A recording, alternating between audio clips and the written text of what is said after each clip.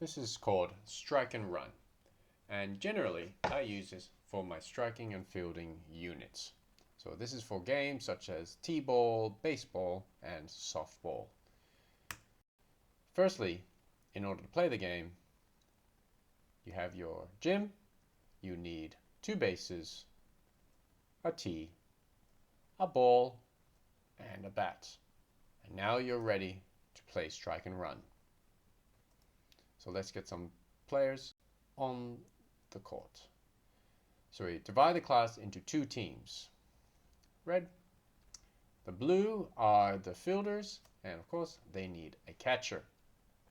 And now this is how we play. This game can be played as a small-sided game with 2 games happening at the same time. 2 games, 4 teams. This means there's more game time for the kids, which everyone enjoys. So how do we play the game?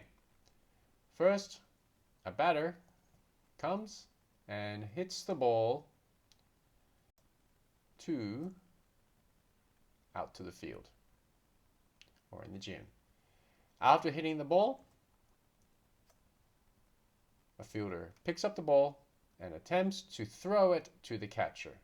Meanwhile, the runner is trying to touch as many bases as they can in a backwards and forwards motion before that ball ends up with the catcher, who then puts it on the tee. Once that ball is on the tee, that runner is done, and then the next batter moves into position with the catcher going back into their initial position. Then the other players move up, and this keeps going until all batters have had a chance to bat, and then they switch positions with the blue team for their fielding and batting chance. So how can we modify this game to make it a little bit more challenging? Here are some modifications. Generally, when people first play the game, they run with the ball and put the ball onto the tee themselves. So we can make a rule of the fielders cannot run with the ball.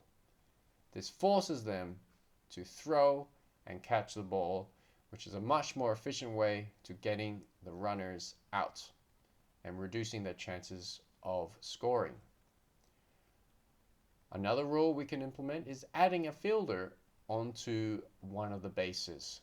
This gives the fielders more chances of getting that batter out and forcing the batter to find the gaps in the fielder's positions.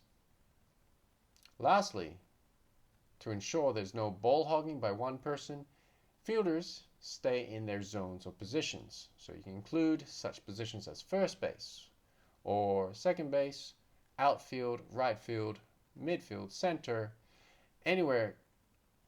Divide the field into different zones, and those fielders cannot leave their zones. So this is called Strike and Run.